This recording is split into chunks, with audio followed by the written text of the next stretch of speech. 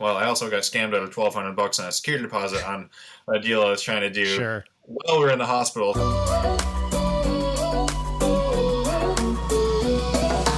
Hello and welcome to the Neighborhood Money Podcast, a video podcast here to help you grow your financial knowledge and build a life you deserve. This week in the neighborhood, we have another interview, this time with a wholesaler, James Greiner, founder and CEO of Cornerstone Home Solutions.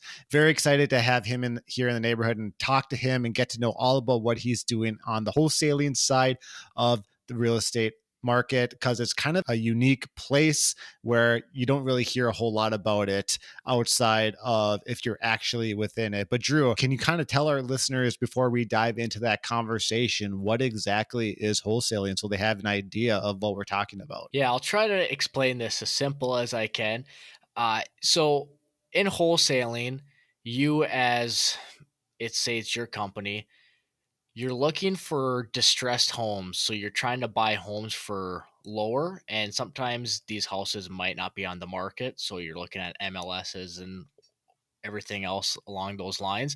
So what you're going to be doing is as you the investor, you're looking for distressed properties, or you try to negotiate down properties that have a tough time to be sold. You write up a contract with that home buyer and saying, I am going to be buying this house. Here's my name and everything. Give me 30 to 90 days and we'll close on this house. And then now that 30 to 90 days, now you have the contract in hand of potentially buying that house. You're then going out to future investors or investors in your network that want to buy the house to rent it out or to flip it. And you find that investor and then you sell it to that person for a premium. So let's say there is a house you wanted for $100,000. You're going to try getting that down to say $90,000. And then you go to you put it into contract, you go over to the investor, you try selling it to him for $110,000. And then that difference of $20,000 would be your profit. So you're not a real estate agent. You're not really the investor. You're just, in a way, flipping the houses with not much money put down. And the main purpose, right, is the distressed homes part of it. It's a service that allows people that have homes that need a lot of work done to actually get it ready to sell. It's wholesalers will come in and offer them, a price to take it as is, and then they make money for doing so by then selling it to an investor to rent it out. So it's kind of that middleman between someone that has a lot of work done that needs to be done on their home, or maybe it's people that just don't really want to be that involved in the selling process and don't want to go down the traditional route of getting a real estate agent, having listings, showings, etc. It's really a one-stop shop to be able to just say, hey, you know what, I want this out of my life, here, take it. And then the wholesaler makes their money by connecting investors to be able to come in and actually take on that property under their portfolio. Yep. So as that wholesaler, you're just a facilitator. And, some of these properties that they look for might be homes that their parents or family members passed away and all of their belongings are still in the house. And as the wholesaler, you'll go find that house and you'll say, we'll take it off your hands. You don't even have to move anything, throw anything away, bring it up to code or anything. I'll buy it from you and I'll get somebody else to then buy it from me within 30 to 90 days of that contract. And then that investor then ends up paying for it. All right, well, that's enough from Drew and I. Let's go check on what James has got to say. Coming into the neighborhood this week is James Greiner, a real estate investor, entrepreneur, and president and founder of Cornerstone Home Solutions, which is a multi-service company that buys, repairs, manages, and sells homes while focusing on providing you with fast, friendly, and flexible services. James, super excited to have you join Drew and myself here in the neighborhood studio today to talk all about real estate investing, your entrepreneurial journey, as well as all the stuff that you've got going on over at Cornerstone Home Solutions. But before we really dive into the conversations, I've got to ask right up front, how's it going? What's going on? Hey, yeah, thanks for having me. Cavan and Drew. This is definitely awesome.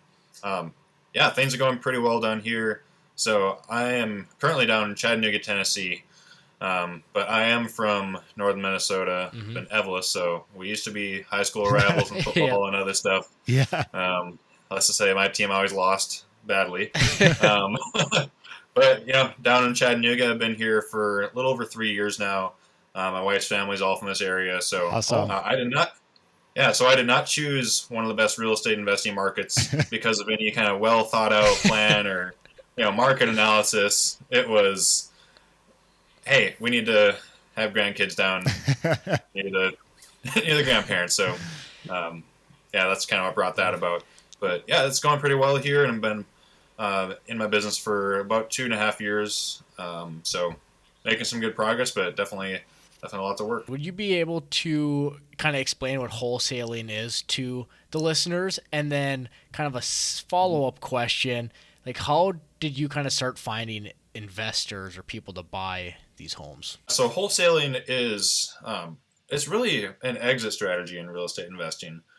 So like some people talk about wholesaling as if it's like, hey, this is your end game. This is like the prime goal. It's like, well, no, it's one strategy among many. Mm-hmm. But what wholesaling essentially is let's say I'm talking with a homeowner. They're looking at selling, and like negotiate a contract with them. Say we sign for $100,000. Like, hey, I'm going to buy your property for $100,000, Mm-hmm. and then let's say he needs a bit of work, and I know a fix and flipper, who's paying cash or hard money, and I know that's the exact property they're looking for. Like they're looking for that bread and butter, like 3-bedroom, 2-bath, house with an acre lot. I go to them and say, hey, I have a contract in this property, and maybe I'll mark it up, say to 110,000 or 120,000. Say, Mm-hmm. hey, I'll sell you this property, or sell you the contract technically, Yeah. for let's say $110,000. I sign a B2C contract with them. So all right, great. So at closing, the way it works is the end buyer, the guy who's actually doing the rehab, he's paying $110,000, and 10,000 of that goes to me, and then 100,000 goes to the seller. So the seller gets this, the $100,000 that we agreed on, and then I collect the difference between that contract price and the other contract price, which then often brings up the question of, so you're basically a realtor? Sure. Not a realtor, and so I'm actually not a licensed agent. Eventually I probably will, but there is a distinct legal difference in wholesaling versus being a realtor, because so if I was a realtor, I would be representing the seller. So Yep. legally, I'd be making representation, whereas as a wholesaler, I have equitable interest in the property. Like I have a contract to actually buy the property, so like I'm not representing them. Doesn't mean I'm doing them wrong. Yep. Just means like I'm the buyer. So in that though, so let's say I have that contract. Maybe it really fits my buy box, where I'm like, I want that property. Yep. Perfect. Pull the trigger. I'll buy the property. Let's say it's a really heavy rehab, or just like I don't have the capacity for that. It's a part of town I don't like. Okay, well, it doesn't quite fit my buy box, but instead of completely passing on the deal and making nothing, how would I connect them with that buyer? I'll make a spread between that. So that's where wholesaling can be a really good strategy for so another exit strategy, because being a wholesaler is essentially sales and marketing business. I'm constantly marketing, constantly trying to get out there and do sales. So like this afternoon, for instance, I went out and did door knocking for a few hours. Sure. I did some cold calling yesterday. I send out direct mail as well. I've done Google ads. I put out those little bandit signs. I also put vinyl stickers on the back of people's vehicles, say like we buy houses, a few other things. But so basically, like I'm constantly marketing, and then most people who say they want to sell, I just refer them to a realtor, because like you're asking full retail, or just your house is in great shape. Like Right. there's no reason to sell to me. Yeah. But then the ones who are a good fit for that, I'll work on getting a contract, and then either I'll take it down, or I'll wholesale it to another investor. Right. Right. Which, to your question, like how do I connect those other investors? That's cool. Like where the heck do you find those people? A lot of areas they have just investor meetup groups. So you can go to like meetup.com, or go to biggerpockets.com. A lot of stuff is listed there. Or just, look up, real estate investors, Chattanooga. I I don't think there's one for real estate investors Iron Range. I've looked. um, but so basically just, look online, look on Facebook to see, hey, are there local meetups, are there networking groups? Start going to those. And really you start networking there and you get to know a lot of people, Right. and that leads to more relationships. And then, as you go along, you can be a little more systematic with it as well. Like, let's say I have a property in this area. I'm like, well, I'm going to pull a public record search of, any cash buyers within like a half-mile radius of there who have bought a property with cash in the past 6 months.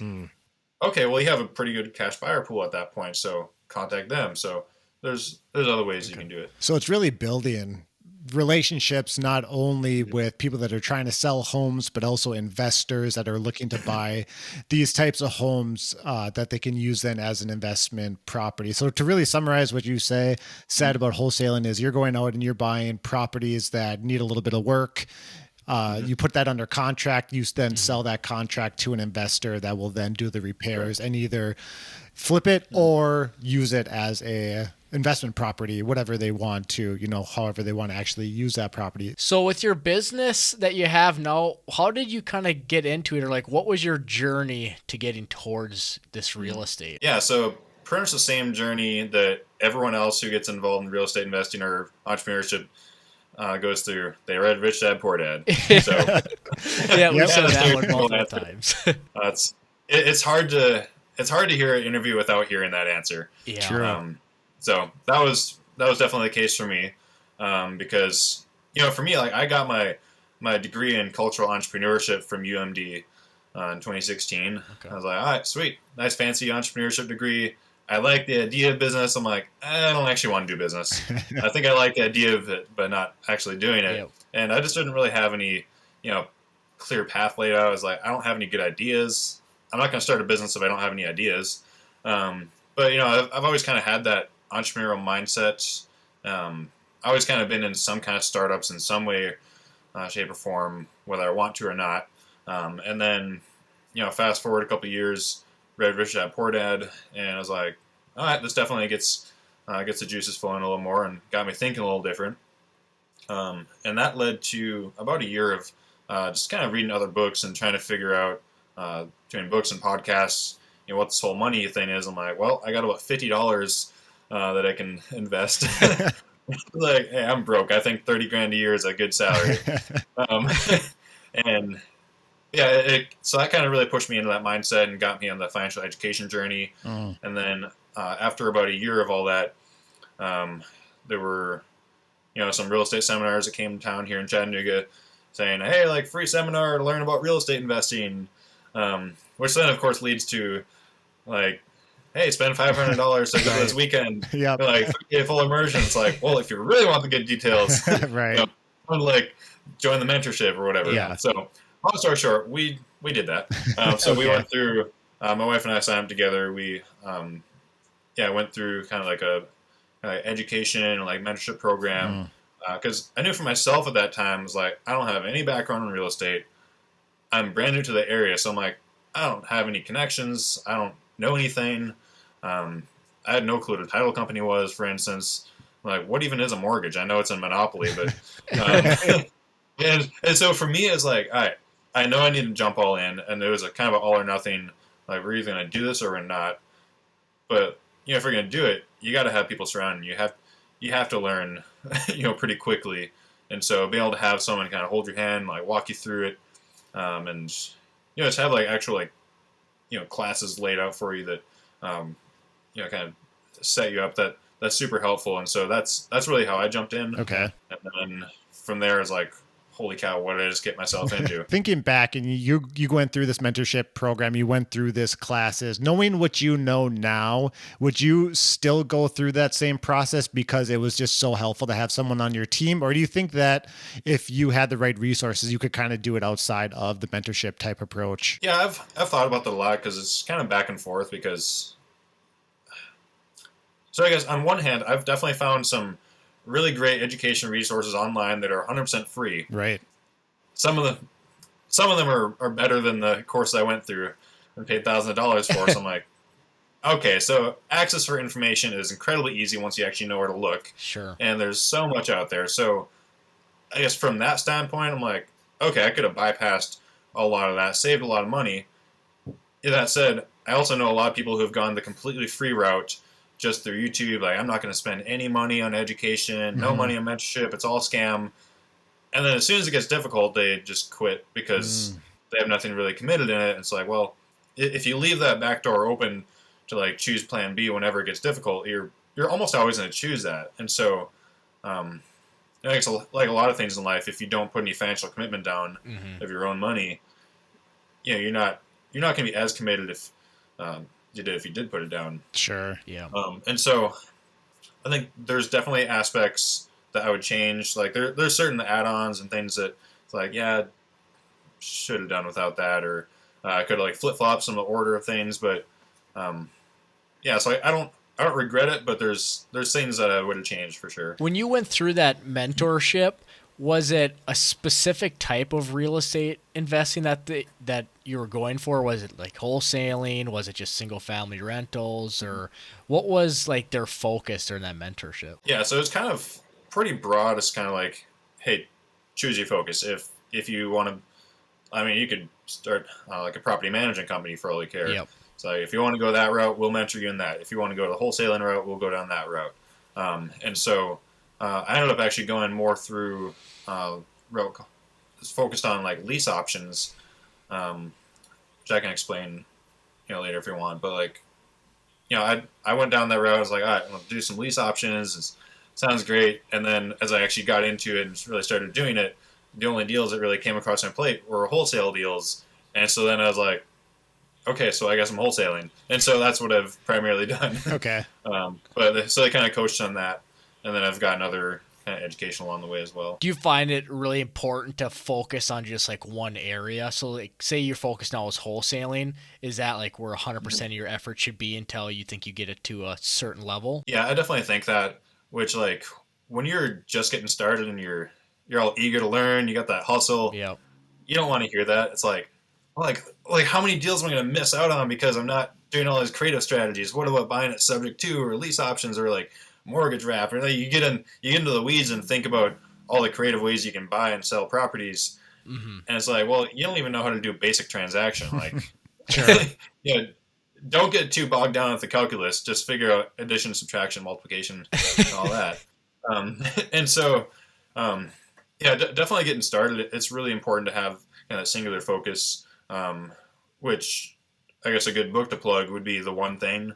If you're familiar with that, that's definitely a good book. The One Thing. I forget who actually wrote it, but he really emphasized that point. Is like, there's a lot of good distractions out there, but you need to focus on like, what is that one thing whereby like doing that thing, it'll make everything else easier or like unnecessary essentially. And so like when your focus is split between like 10 different things and you don't really know how to do any of them, you're usually going to fail at them. And so, the same thing goes with, marketing channels too. So let's say you focus down to, okay, I'm going to just do wholesaling. I'm not going to do anything else. Okay, then how do you choose which marketing channels? Like when I first started, I'm like, all right, sweet, I'm going to do like a dozen different marketing channels. And friend was like, no, you should actually probably do like 2 or 3 and just figure out how to do those. And then as you master those, you can add more. I'm like, okay. But then you get impatient and you're like, no, screw that. I'm going to go ahead. I'm going to do all these. And then 6 months later, you realize, I don't even know how to do those 2 or 3 I initially started doing. So you started your journey, you went through the mentorship courses, you built your financial knowledge around just a real estate journey or the real estate industry in general. And then you kind of dove right into wholesaling. Can you kind of walk us through what that really looked like in those early days? I guess it was like, well, I better start marketing. How am I going to start marketing? And the coach I was talking to, he's like, you need to buy these bandit signs, those, ugly "We Buy Houses" signs, put them on a street corner. I'm like, all right, first of all, who's the idiot who actually puts those out? Who's the idiot who calls those? Yeah. I'm like, those are stupid. Like, I'm never going to be that person. He's like, just do it. They're cheap. They're easy. I'm like, all right, fine. And so I didn't really have a budget. And like, all right, so I did that. and within a couple months, I got my first 2 deals. I was like, holy cow. Awesome. Which, when I say the first couple months, is really about a 7-month time period between like when I really jumped in first time to close my first deal, because I didn't really start marketing and really truly taking action for a few months. It was more kind of educating myself at first. Okay. But yeah, it was kind of crazy. Like the first deal or two that went down because, so this is like late 2019. I had my first kid, December 26th, 2019. So day after Christmas, and we had our daughter, and I was like, this is great. Well, I also got scammed out of $1,200 on a security deposit on a deal I was trying to do. Sure. While we're in the hospital, so I'm like,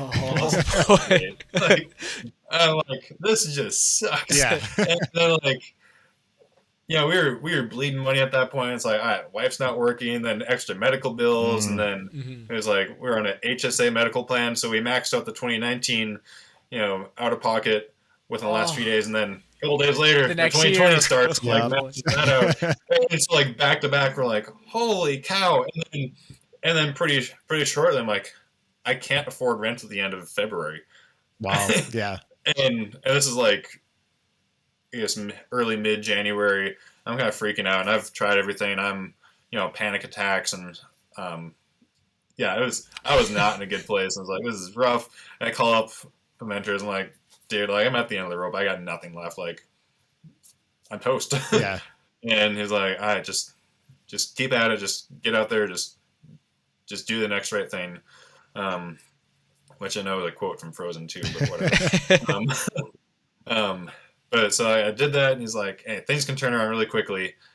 And within like a week or two, I got like my first 2 deals, and they closed in like early mid-February. Okay. And I made like $7,000. I was like, holy crap.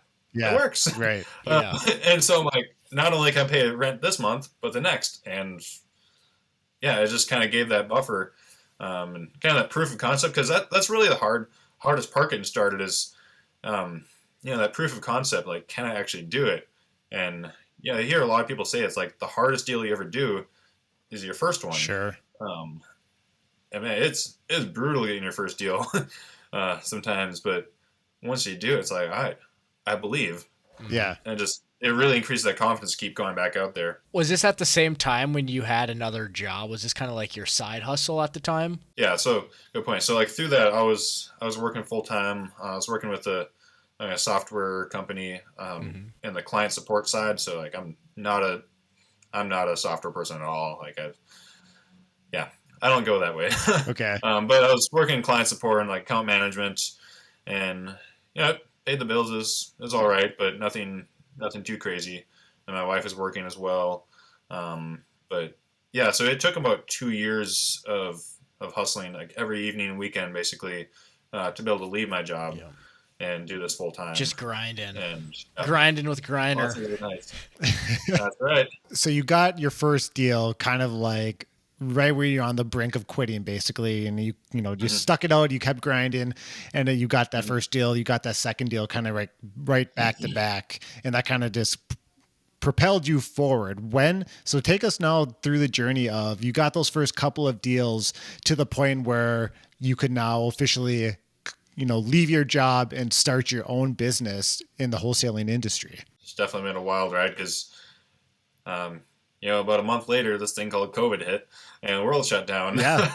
And so it's, and I was actually in St. Louis at a real estate conference when the lockdown happened. Okay. And so I was like, okay, I don't even know if I can go home. Like, are we gonna get trapped in St. Louis? What the heck? Right. The guy I was with, he came down with the flu really hard when I was there, and I got quarantined for about a week when I first got home. I was like, this is weird. Okay. But anyway, so like I ended up actually partnering with 2 other guys for a little over a year, starting like spring 2020, because kind of where I was at is like, all right, I'd gotten first couple deals. I know I can do it, but I was also, I was definitely very constricted, capital wise, and it's like I don't know how to estimate like a rehab value of a property. Sure. So there's a lot of things I'd like competency wise and knowledge, like I just didn't really have. I didn't have much confidence there, and then with working full time, I can't exactly just up and go to a property whenever I want. So I feel like I had a lot of these constraints, but then there's two other guys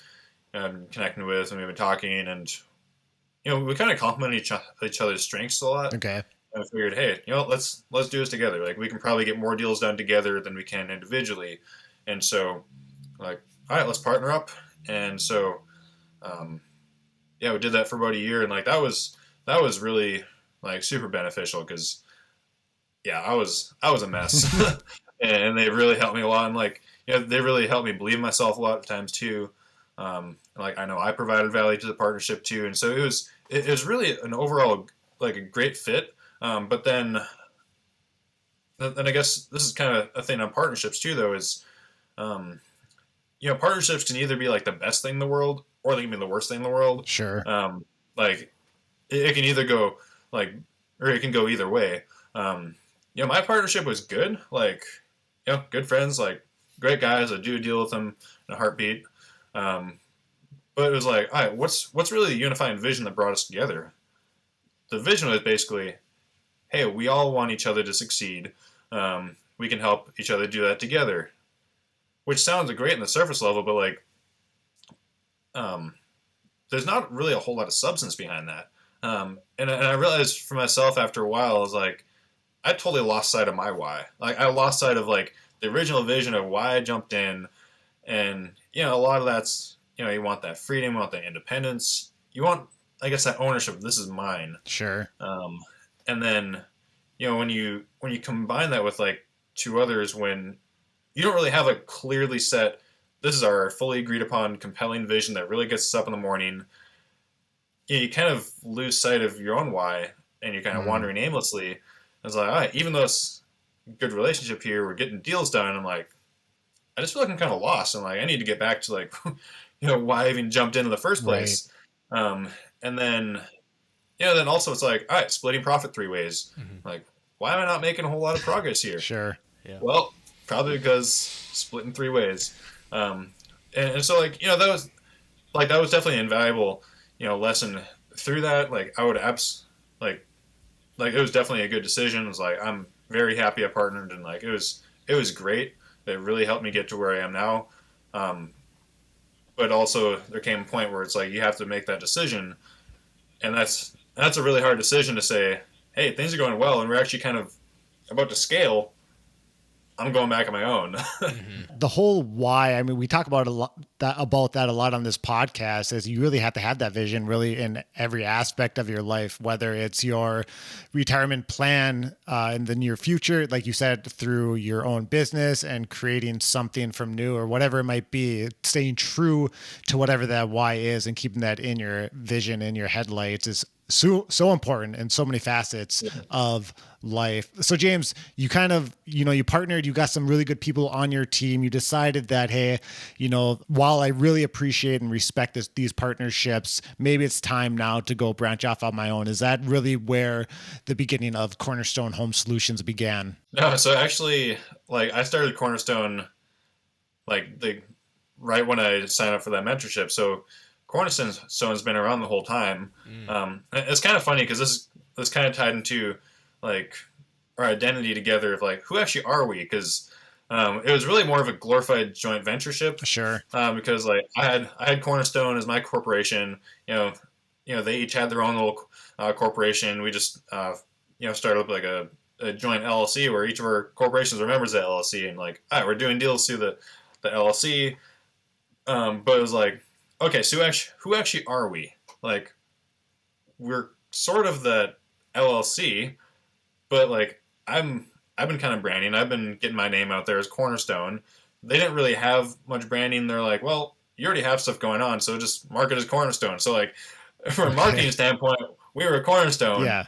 But we weren't really. So it was kind of like this, I don't know, like there's not a whole lot of unity on the identity there. Yeah. It was that funny question of, okay, whatever. I mean, people don't really care too much the other day. They just want to know that we can actually buy their house. Yeah, right. But yeah, so back in like June 2020 or August 2021 is when we officially split ways, and I went back on my own, and then was like, all right, I'm fully Cornerstone again. Being a wholesaler, you probably have seen some crazy houses, some crazy stories when you're going out to these properties, because a lot of these types of properties are either abandoned or they need a lot of work or things like that. Tell us maybe the most crazy situation you've seen when you've gotten into a home to try to check it out to see if you want to put it under contract. Should I talk about a current deal? Hey, it's all you. It's all you. Whatever you want to talk about. About a week ago, I went to the property and I thought it was vacant. Like, all right, no show. They didn't show up. And so I'm taking some photos and videos around the house, at least get a snapshot of the outside. And as I'm up at the front door, this man just steps up to the front door. I'm like, holy, just a heart attack. And he's like, what do you want? What do you want? I'm like, is this lady here? He's like, yeah, come in. She's downstairs. I'm like, okay. Creepy. Kind of creepy, a little fidgety. Yeah. And he's like, actually curtains. There, come in the kitchen. And then he's like showing me this rock he has in his hand. I'm like, okay. Don't put what's that this in rock? And he's like, there's demons in this house. Jeez. I'm like, wait, what'd you say? He's like, there's demons. Like, there's demons all over this house. Like, they do things. They say things at night. They move things. And he's like, they're all over. He like picks up this wizard staff and he's like, they're coming. Like, wow. Okay. and then like after a while, I get stuck like 10 minutes one-on-one with him while the daughter's getting ready. And it turns out like he does have a lot of like, severe like mental issues. Sure. A little older guy too. But yeah, so he's telling me, he's like, the demons, they have a message for you. They want me to tell you. I'm like, oh, I really feel uncomfortable now. Yeah. So you meet some interesting people at times. Other times you find a dead dog in the basement. Wow. What was the message to you? It didn't really make it out. I was like, okay, like what actually is your message? And it was kind of rambling, and I still don't know what the message is. I'm not going to lie. If I walked up to the door and knocked and all of a sudden this creepy old man just popped his head up, I probably would have hightailed it out of there. So I give you props, and hopefully that property does pretty well for you. Each person that we have here on the podcast, we like to ask them two questions. The first one here being, everyone in their financial journey or in their life, they from time to time have a sort of like a financial vice where it's a type of thing that they like to buy, even if it does make you feel guilty from time to time. Think of it kind of as like a guilty pleasure, let's just say. Do you have any type of financial vice in your life? An idea could be like you love going out and just splurging out on going out to eat or something like that really brings you joy, even if it is sometimes it does bring you some guilt. Yeah, it's a hard question because like I don't have a big vice that really sticks out, but like cookie dough and ice cream, that'll take me down every time. That's not a bad choice. It's hard to stay out of that. Yeah. And a good burger. I guess it really revolves around food. So. When I eat ice cream at my house, I always microwave it for 10 seconds because it gets it a little melted and it kind of feels like it's been sitting out for a little bit. So it's kind of more soft served. So if you haven't tried that, highly recommended. My wife, however, Hannah, does look at me like I'm a crazy person every time that I do it. But I kid you not, it's the best way to eat ice cream. I do that as well, just not every time. But so I'm the weird one here that doesn't do it? Yep, apparently. You are the odd one out there, Drew. The odd one that eats ice cream cold. So, James, last question we have here for you before we really wrap up this conversation is each week, Drew and I always talk about what's going on in each of our neighborhood in a segment that we call What's Going On in Your Neighborhood. And it's really a way for our listeners to get to know us a little bit better each and every week. So, James, what's going on over in your neighborhood? Where can people go and find out more about what you're doing and what you're doing with Cornerstone Home Solutions? I guess the biggest things in my neighborhood is I got baby number 2 on the way, coming in June. All right, awesome. Congratulations. Thank you. So we just found out it's a boy. And so we had the little reveal the other week. And so, yeah, daughter just turned 2 and then boy coming in June. So you can pray for me for sanity. And yes. Yeah. So with that, it's just getting ready for all those changes. And trying to grind and get more business done. Awesome. And then I guess I guess on like the business front, what I'm really working on is I guess trying to work smarter rather than harder, and like really have more of a singular focus, because it's so easy to get distracted with a whole bunch of important little things that don't really get you a deal. Um, Sure. and you'd like to think that, okay, when I leave my day job and I can focus full time on it, I'm going to be super motivated every day. I'm gonna just crush it. No, it's all your problems come with you. Sure. It's super hard to actually like stay dedicated. It's like if you give yourself 40 hours, it's going to take you 40 hours. If you give yourself 5 hours, it's going to take you 5 hours. So like it's really disciplined time management, a lot of those things. Okay. And that's been kind of a cool, learning journey and personal development. And then as far as other ways to connect with me, so you can look up Cornerstone Home Solutions on Facebook. So logo there. Um, so Facebook page. I'm also on LinkedIn. Look me up, just first and last name, or you can look up company on LinkedIn as well. Then my investor website is cornerstonehomedeals.com. So if someone wants to actually buy a property from me as an investment, I do post stuff on there. I do have a buyers list that I send deals to, and then kind of as future focus, my goal really is to get into larger multifamily properties. So Okay. wholesaling is really more of an entry point into the real estate investing space for me. It's not what I want to do long term necessarily. There's a like wholesaling is not really investing. It's a good gateway into it, but it's not too much different from being a realtor or a flipper in a lot of ways. Sure. And so like investing is really buying and holding the assets long term, whether it's single family or multifamily. And that's the direction I really want to go. And I've been able to network with a lot of people. I have lots of good people I can do deals with there. And it's kind of funny right now, where being self-employed, I can't qualify for a mortgage, Right. but I can partner with people and take down a $20 million apartment complex. So Yeah. 'cause when you get into that larger stuff, loans are different. You're partnering with other people. You're raising capital for down payments and repairs. So Yep. that's really kind of the future of where I'm going. So I'm always looking to connect with other investors who maybe want to be part of that in some way, shape, or form.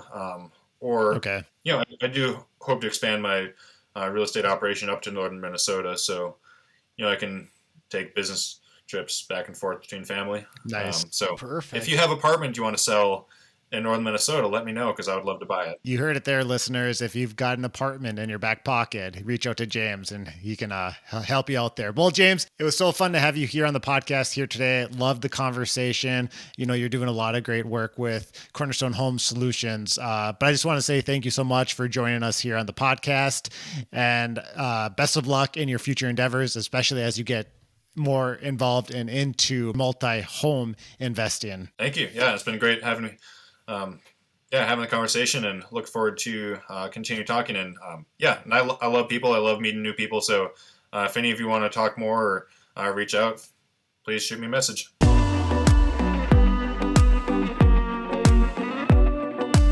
It was pretty fun to have James come and join us here in the neighborhood studio, because like we said at the intro of this episode, you don't really hear a whole lot from wholesalers. Typically, when you think about real estate investing, it's you've got a chunk of money, a chunk of capital, you're buying houses, and then you're going to be collecting rent each and every month. But you never really hear about these wholesalers and the process that they go through to connect people that need to sell or want to sell their distressed homes with potential future investors. And so I really loved the conversation. It was very interesting from my standpoint. I definitely had a lot of fun talking to James, and I had a ton of fun talking with him afterwards. But some of the key takeaways I had from the conversation is, the big one that really sticks out in my mind is how James, through his entrepreneurial journey, getting into wholesaling and then creating his own business, is the fact that he has really built a team around him, and that team looks different throughout his journey, but he's really built a team around him and has networked very well. So from the beginning of his journey, his team was him and his wife when they decided to go down the route of paying for that mentorship program. And then it went to networking and using his mentor to be able to do his first deal when he was kind of on the brink of I mean, basically financial ruin, right? He said that he could hardly pay his bills and he was really, just super stressed out about it. But he had that team built around him, that support system that got him through those moments. And then as he continued down his path, he obviously got involved then with a couple of partners that allowed him to push forward in his wholesaling journey. And now he's off on his own, but has built this broad network of investors, of partners or past partners, of mentors that has really allowed him to continue to succeed even in this really highly competitive real estate environment. Yeah, I think to piggyback a little bit off of what you're saying there for my key takeaways in there is I found it really interesting when he decided to go with that mentorship and you asking the question, if you could, using hindsight, if you went back, would you do the mentorship or would you just use free material on YouTube and the internet? And his answer is, pretty surprising to me. And I think it's about spot on as well with, he, with the knowledge he has now, he knows that that information is out there and it is free and there's really good stuff. But without knowing how to actually do a deal, you don't know what's the good information, what's the bad information. You don't have the ability to filter all that out. So going with that mentorship, I think is pretty interesting where it's pushed him to go further into education on what he wanted to do. Ultimately, it turned into wholesaling. But then that support group of his mentor when he was down, not being able to pay for rent, and that mentor is saying, just keep going, stay consistent, and this will work out. And next thing you know, he makes the first wholesaling sale, and it just kind of changed. And if you're just watching free information on YouTube, you're not monetarily invested in your education or your future. So there's really nothing that's stopping you from saying things are a little tough right now. I'm hold off on this and I'll come back to that. So I think that's pretty interesting that he's willing to invest in his future with education, still have that support group. And, the information is out there, but if you don't know how to put together a deal, you can't really filter through that Yeah, information. having skin in the game is pretty big. Like you were saying, Mhm. if you are looking at free information, it's easy to put that off after you've learned it and not really be active on it or take that knowledge and actually pursue it and put it into play. But if you got some money in the game, then you feel more obligated or push yourself forward because you have that monetary investment into whatever business you're doing, whether it is real estate or whatever it might be, any type of educational content or knowledge. I think that's a really big takeaway. It's, be willing to invest in yourself through whether it is through a mentorship program or maybe it's just through some sort of online school or whatever it might be that you trust that can help you get to where you need to go. Yeah, it's kind of funny, like just looking at social media accounts or, books that you read, and a lot of stuff that you end up seeing from entrepreneurs is nobody's really willing to pay for education, but they have no problem going to a concert or vacation or, just spending money on things they don't necessarily need that aren't going to push them forward, that won't last longer. And so I think it's important to look at education as really a big investment for your future. And it might not be as fun in the beginning, but I'll tell you what, once you start getting into it, get down those rabbit holes, you get a lot of energy from it. Absolutely. But I will say like one word of caution, right? Because I do think you have to be careful because there's a ton of quote unquote gurus out there that are going to sell you a course. So you got to be able to do your Yeah. due diligence. Make sure if you're buying a course or if you're paying for a mentorship, it's through someone that you actually trust. And I think a good rule of thumb for me is people that are trustworthy put a lot of free content out there. So if you have someone that's just like, hey, buy my course, more than likely they probably are just trying to make money off the course. But if you got someone that truly cares about people, they're probably providing out free content, whether that's actual like video form or like books, ebooks, or whatever it might be. And then they're selling a course on top of it. That's usually not always the case, but it's usually a good indicator that they deeply care about what they're teaching. They want you to learn, and if you paying for whatever service they're offering is just going to get you to that next level. So what the heck is compounding interest? In its basic sense, it's earning interest on your interest. You can achieve this in one of two ways, either by buying a stock that pays an annual dividend or by buying a bond that pays annual interest payments. Here's how it works. Each year, you either receive a dividend from the stock that you bought or an interest payment from the bond. Now, you can either take this money and spend it, or you can reinvest it into the asset that you actually bought. So in the next year, not only will you receive a dividend or an interest payment on your initial investment, but you'll also receive a dividend or an interest payment on the amount of money that you reinvested. Say you initially invested $100 into a stock that paid a 5% dividend each and every year. So in year one, you earned $5 in dividends and decided to reinvest this money back into that stock. So now you have $105 invested, and in year two, the stock again pays a 5% dividend. In total, this gives you a $5.25 dividend for year two. Now, doing this year after year only increases the amount of dividends that you would receive if you invested into a stock, and that's exactly why they call it compounding interest. It's been a busy new year here in the neighborhood, but outside of the neighborhood, what has been going on over in the Nori residence? Well, over at the Nori residence, this will be the first weekend since a baby that I guess kind of a bachelor. Nice. My wife and my son Thomas went down to the Twin Cities to go to a concert. I can't remember which one it is. Tommy's going to the concert? Well, Tommy's not. He's going to stay with his grandmother. He's going to be front row just fist pumping?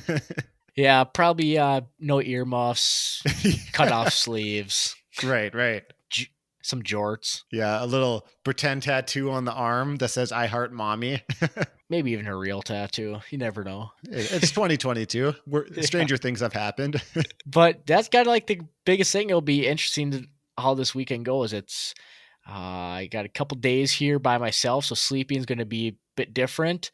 I will probably be able to sleep through the full night. Nice. So that will be pretty awesome for me. I feel bad that my wife can't have the same opportunity this weekend. You got to take what you get, though. Absolutely. So it should be a fun little weekend. I'm going to hang out with probably my dad and my uncle, make a little beef jerky, maybe some pies, have a couple cigars. Haven't had a cigar in a while, so pretty excited and looking forward to the weekend. Anything over in your neck of the woods? Yeah, so I've got a confession. I know we talk a lot about personal finance and being diligent with money and all that stuff, but finally, after 2.5 years, Hannah and my wife and I finally set up our kids' 529 plans this last week. Nice. And I actually should have just recorded it because it took a whole 5 minutes to set up once we had all the appropriate documentation. But very excited to get that out of the way. And set up for them so that they have at least some money heading into their college education in 16 to 18 years from now. Where did you sign up for your 529 plan? So all 529 plans are ran on a state-by-state basis. Some of the states do hire out companies like Fidelity, but Minnesota specifically, it's through their website. And I don't remember the exact website, but whatever state you're in, you just basically Google Minnesota 529 plans and it'll take you right to where you need to go. But then once you're in there, it's kind of depending on your state, Minnesota here specifically, you sign up your account so it's under myself. Hannah's the beneficiary, or not the beneficiary, I guess, but if I were to die, she then takes over the account. I can't remember the exact word for that off the top of my head right now.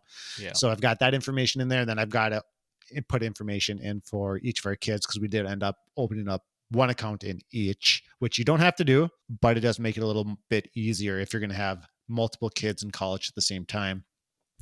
But after that, you just put the kids' information in, and that's name, date of birth, social security, and all that stuff. And then you pick how much you want to fund the accounts. If you want to set up reoccurring funding, which we've done, or contributions, which we've done. And then you decide, okay, where do you want this money to go into? And the state of Minnesota has a few mutual funds. It's not terrible.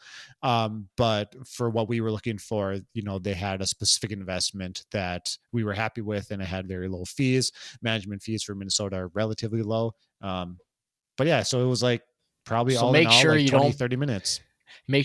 put it into a cash account. Is the Right. biggest thing. Absolutely. You can open it up, but make sure you put it somewhere. Yeah. So that is a big like hold up if you do open up account, and that's the same for like a Roth IRA or anything like that, right, Drew?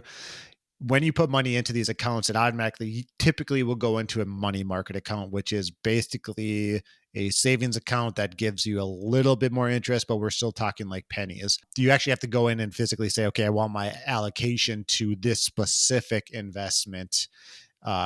Otherwise, it's going to sit in that money market and it's not going to grow for you. Last question on this 529 plan for you. Was this a New Year's resolution for you? No, What kicked you guys in the butt I to do don't. it? Yeah, that's a good question. I don't even. We've been talking about it quite a bit and being like, okay, well, let's set it up. And I think maybe it was partially attributed to New Year's, the fact of like, hey, let's get this done because we're losing out time in the market. Like if you think about our son, he's been alive now for over 2.5 years. That's 2.5 years of that we've missed out on 20% growth. And if you look at like the S&P 500, 20 to 30%, right? So we're like, hey, let's just get this done. Like once you put it in and you automate it, it's just like, it's just going to go on repeat each and every month. At least that's how we set it up. So I think we just got to the point of, hey, let's get this one kind of thing just taken care of. Maybe it was because of the new year. I'm not really sure what really like kicked our butts and got us going, but it did, whatever it was. Good. Well, that's kind of wrapping up this episode. I want to thank James for coming on. It was an awesome conversation we had with if you guys if our neighbors didn't know about wholesaling, I hope you have a better understanding what wholesaling is and just kind of the journey that James took to get there. Also, a little sneak peek for next week. We have Tyson from On Trajectory. It's a personal finance app and software. He's a founder and CEO of it, and he'll be talking everything finance, investing, debt, his software, etc. So we're pretty excited for this. He is a U.S. Army or former U.S. Army pilot, so we want to thank him for his service. And with all that said, we'll see you guys next week in the neighborhood.